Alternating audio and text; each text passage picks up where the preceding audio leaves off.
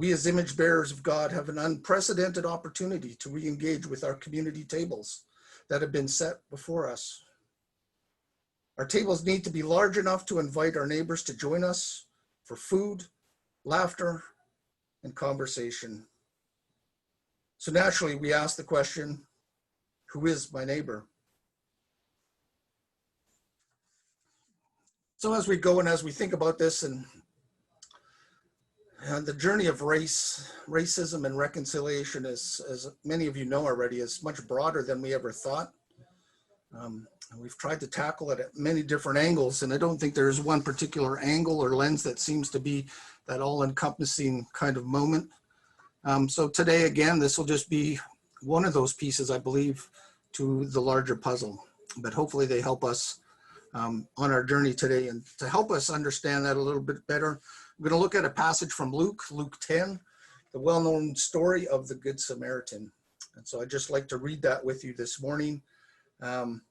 It is out of the Message, so it may not look and sound exactly as familiar words, but I thought the language might be helpful for us today anyways. So just read along with me, or in your minds, just recount the story as you recall it and understand it for yourself. Just then, a religious scholar stood up with a question to test Jesus. "Teacher, what do I need to do to get eternal life?" He answered, "What is written in God's law? How do you interpret it?" He said, "That you love the Lord your God with all your passion and prayer and muscle and intelligence, and that you love your neighbor as well as you do yourself." "Good answer," Jesus said. "Do it, and you'll live." And looking for a loophole, he asked, "And just how would you define neighbor?" And Jesus answered by telling a story. There was once a man traveling from Jerusalem to Jericho, and on the way he was attacked by robbers. They took his clothes, beat him up, and went off, leaving him half dead. Luckily, a priest was on his way down the same road. But when he saw him, he angled across to the other side. And then a Levite religious man showed up. He also avoided the injured man. A Samaritan traveling the road came on him. And when he saw the man's condition, his heart went out to him. He gave him first aid, disinfecting and bandaging his wounds, and then he lifted him onto his donkey, led him to an inn, and made him comfortable. In the morning, he took out 2 silver coins and gave them to the innkeeper, saying, "Take good care of him. If it costs any more, put it on my bill. I'll pay you on my way back." What do you think? Which of these 3 became a neighbor to the man attacked by the robbers? "The one who treated him kindly," the religion scholar responded. And Jesus said, "Go and do the same."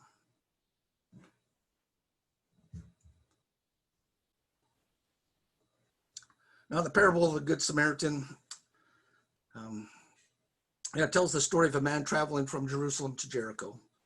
And while on his way there, he's robbed of everything he had, including his clothing. He's beaten to within an inch of his life.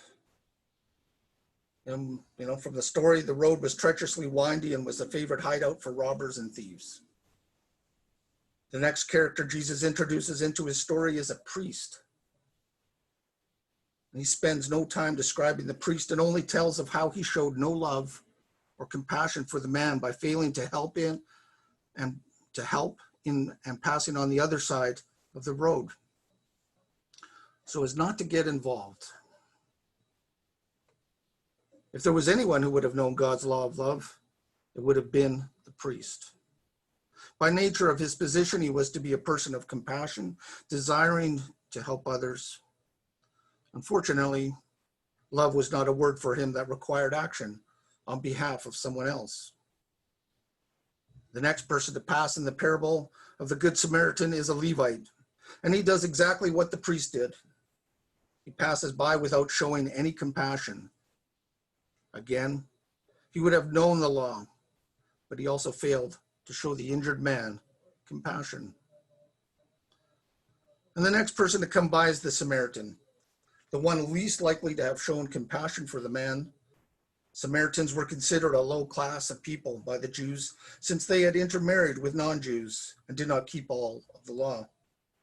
Therefore, Jews would have nothing to do with them. We'd not know if the injured man was Jew or Gentile, but it made no difference to the Samaritan. He did not consider the man's race or religion. The Good Samaritan saw only a person in dire need of assistance, and assist him he did. Above and beyond the minimum required, he dresses the man's wounds with wine to disinfect and the oil to soothe the pain. He puts the man on his animal and takes him to an inn for a time of healing and pays the innkeeper with his own money. He then goes beyond the common decency and tells the innkeeper to take good care of the man, and he would pay for any extra expenses on his return trip. The Samaritan saw his neighbor as anyone who was in need. Because the good man was a Samaritan, Jesus is drawing a strong contrast between those who knew the law and those who actually followed the law in their lifestyle and conduct. Jesus now asks the lawyer if he can apply the lesson to his own life with the question, so which one of these three do you think was the neighbor to him who fell among the thieves? And once again, the lawyer's answer is telling of his personal hardness of heart.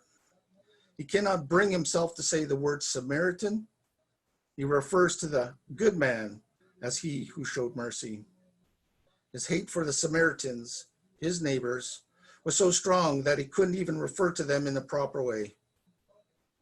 Jesus then tells the lawyer to go and do likewise, meaning that he should start living what the law tells him to do. In this whole conversation of racism and reconciliation, we tend to get caught up on some, difficult concepts and things, I feel, that distract us from that simple thing of asking, who is my neighbor? And how do I interact with them? And it's not always easy because sometimes, as we see in this story, interacting with our neighbor can be very messy. There's a certain amount of risk for the Samaritan to reach out and help this gentleman, because he's in a stretch of road again that is known for robbery and thieves and all of that bad stuff. But we're encouraged to look beyond ourselves and to reach out. And so in this discussion again of racism and reconciliation, when it comes to the church, sometimes from my position as the director of the Edmonton Native Healing Center, even though it's a wonderful ministry that's sponsored by the Christian Reformed Church, we as a denomination, as a people of the church, sometimes we're guilty of being the priest or the Levite, myself included, and we choose to walk on the other side of the road. We see you, but I don't really see you, and I don't have time for you, and I want to just circumvent. I want to walk around you today. But I think, as we see in this story, we don't follow the command to love your neighbor as yourself, but also we miss out on those opportunities, again, to raise the name of Jesus in a good way. And so I think the challenge for us as people of the church is to find out who our neighbors are more diligently than we have. We've been used to sitting in our own little enclaves. So even though I identified myself as Cree, I grew up as a dark-haired little Dutch boy. I am CRC from the moment I was brought home from the adoption agency to me being who I am now today. So I can speak Dutch, I can understand Dutch, but I can't speak Cree, and I can't understand what would be my own language. And so that to me is kind of sadness on that journey. Well, how could that be? How did that happen? And my story is good. I didn't suffer any abuse. I was loved to the nth degree. It's a fabulous story of how God has worked through me and allows me to continue to be one of his children that he dearly loves. And I think he's using me in a good way, hopefully. And so that's been a really good journey. But many of my Indigenous friends have not experienced that same kind of peace, joy, and love on their journeys. In fact, it's been everything else but. and some of the lightning points in their journeys. I was just sitting with a gentleman the other day in my office as we filled out some forms for day school reparations. And he spoke to me very candidly about what had happened in this school and the abuse he received. Part of the circle of abuse he experienced was from two nuns representing the church. So the church has been in some of those places where it hasn't been, it's been seen in a bad light. So this gentleman, me and him talking about church is a non-starter. He's not going to have that conversation with me because of the hurts that were perpetrated to him through an institution now that he's painted. It was the individual nuns, yes, but he sees it as the larger institution, the church, as having harmed him. So he's not going to be willing to have those conversations with me anytime soon. And when I talk with him, and I understand his life journey now, I go, wow, I am amazed that you are still standing today. That from a time and age of, let's say 6 years old, 5, 6 years old, to now he is almost 70. He has had a life that he has struggled. And some of his struggle is because of racism. The journey of reconciliation hasn't always been done well with him.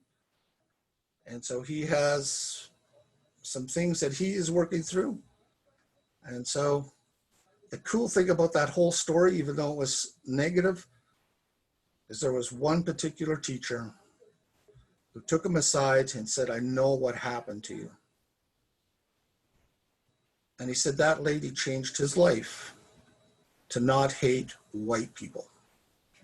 Her just responding to him and saying, I know what happened to you in residential school was enough for him to just, somebody's actually seen me and acknowledged me.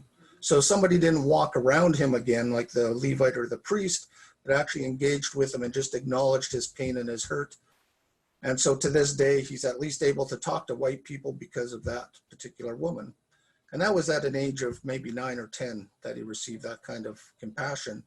And it carried him still to this day, even though he still has issues with the church and even me some days because I'm a Christian. That woman was allowed him to see that my neighbor, these white people who he perceived were horrible and mean and awful, allowed him to change his view, his lens just a little bit. And that allowed him to continue on his journey. And I think when we change conversations and how we interact, we find out we have lots of good neighbors. And they're awesome neighbors. And I think we just have to reach out, as I opened up with, finding places to sit at those tables with people we maybe don't normally rub shoulders with. And here's why I think we need to do those kind of things. We need one another when we mourn and would be comforted. We need one another when we are in trouble and afraid. We need one another when we are in despair, in temptation, and need to be recalled to our best selves again. We need one another when we would accomplish some great purpose and cannot do it alone. We need one another in the hour of success, when we look for someone to share our triumphs. We need one another in our hour of defeat, when with encouragement we might endure and stand again. We need one another when we come to die and would have gentle hands prepare us for the journey. All of our lives, we are in need of others, and others are in need of us.